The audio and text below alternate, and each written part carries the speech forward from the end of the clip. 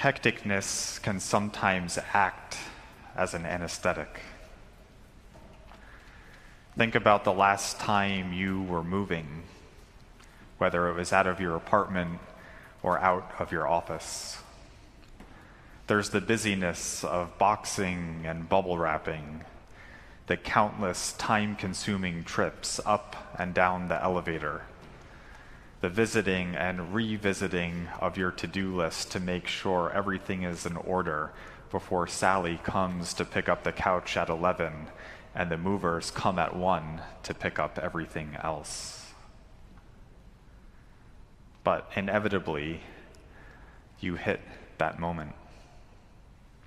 That moment where you check each cabinet for the 5th time to make sure that it's still empty. You open up the fridge one last time to ensure there's no food in it, despite having checked it 3 times before. And you glance up and down in each closet one last time to make sure there's nothing on the shelf and nothing on the floor. This isn't sudden onset OCD. I'm not even sure you could call it being thorough. Instead, let's call it what it really is. Procrastination masquerading as denial that a chapter of our life is coming to an end. And so as we approach the doorway for the final time before we leave forever, we briefly turn around. We look at where the couch used to be, remembering those relaxing evenings cuddled up after a long day. We remember that where the dining room table used to be, recalling the great food and even better laughs we shared with our friends. We look at that place on the wall where the goofy picture of our dog in sunglasses used to be, remembering how it always made us chuckle.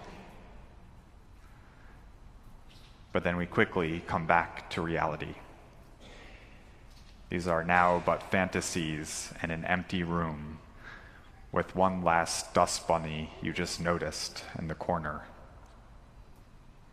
So you go over, pick it up, and you finally leave forever, officially closing a chapter of your life. It's so easy to get wrapped up in the hecticness of today's liturgy, too.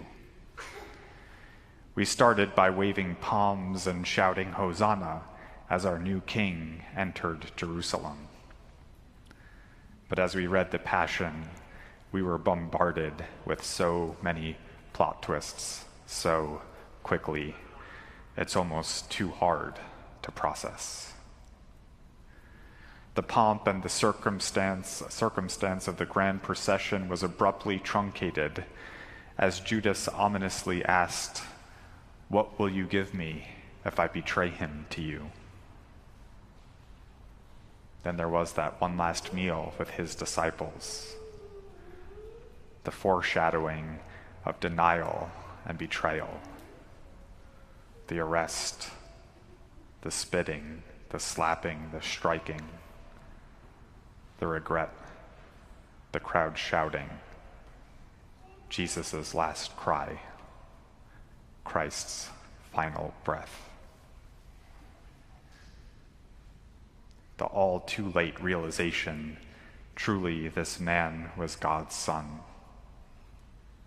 The burial, the sealing of that spiced tomb, and a duo of Marys sitting opposite the tomb, staring in complete disbelief over what all just happened. As the anesthetic of hecticness wears off and reality sets in. For our sake, he was crucified under Pontius Pilate. He suffered death and was buried. Our goal today, our goal this week, should be to avoid the temptation to to jump to the happier part of this story. Instead, we're called to spend some time with the two Marys staring at the sealed tomb, remembering and reflecting as we wrestle with two questions this week. Who was I in the Passion story? And who do I wish I was in the Passion story? Would I have been Judas, prioritizing wealth over values? Would I have been Peter, denying Christ in word or in deed? Would I have been like the apostles, fleeing the scene when our presence and support was needed the most? Or would I have been Pilate, going along with the crowd instead of following my conscience? And who do I wish that I was in that story? Maybe Pilate's wife, who pleaded, "Have nothing to do with this innocent man." Perhaps Joseph of Arimathea, who after watching humanity at its worst insisted for at least a dignified burial for Jesus. Or maybe one of the many women who looked on from a distance, following Christ and providing for him. This week, we stare at the sealed tomb, getting ready to admit that we're probably a little bit of each of them, the good and the bad. As we stare at that sealed tomb,